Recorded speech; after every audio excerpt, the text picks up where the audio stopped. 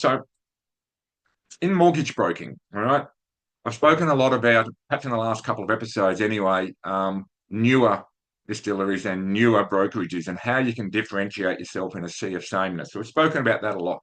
Today, I want to talk about how a long established distillery or a long established brokerage can essentially refresh and stand out. So, do you have to refresh your entire brand? No. Do you have to hire all new staff? No. Do what Lagavulin did with Offerman. Now, in this case, they partnered with a celebrity. But from a mortgage broking business, it could be anything. It's come up with something that's different.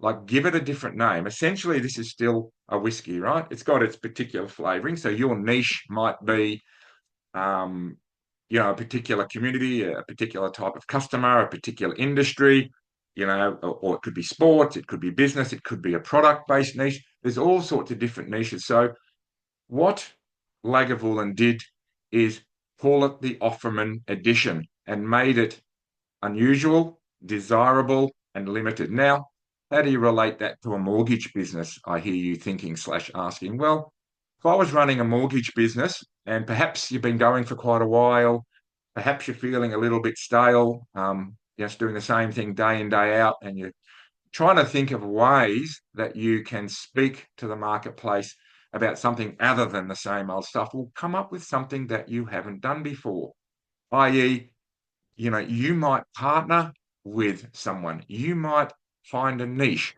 you might come up with a particular loan product if you are a mortgage manager, or perhaps you've got access to a mortgage manager that does low doc loans, for example. Let's use that as an example. So you could say, we are running a promotion for 90 days where we're offering a special deal for business owners who haven't got their financials ready or have got um, financials that don't meet normal bank criteria. Now, I know there's other businesses out there who do that exclusively, but for your business, it's something that you haven't said before. It's something you can talk about. You can get on social media. You can email your database. You can talk about it to your network. You can generate new referral partners. It gives you something to talk about that's different and can attract attention. Obviously, a new business, but I believe in the law of attraction in the sense of when you start attracting customers for one thing, you start attracting customers for all of your other things. Does that make sense? So Lagavulin are smart, like a lot of good whiskey distilleries, very smart marketers. So they come up with a product that attracts its own fan base, but it attracts a lot of other people to the broader distillery that might not otherwise have been interested.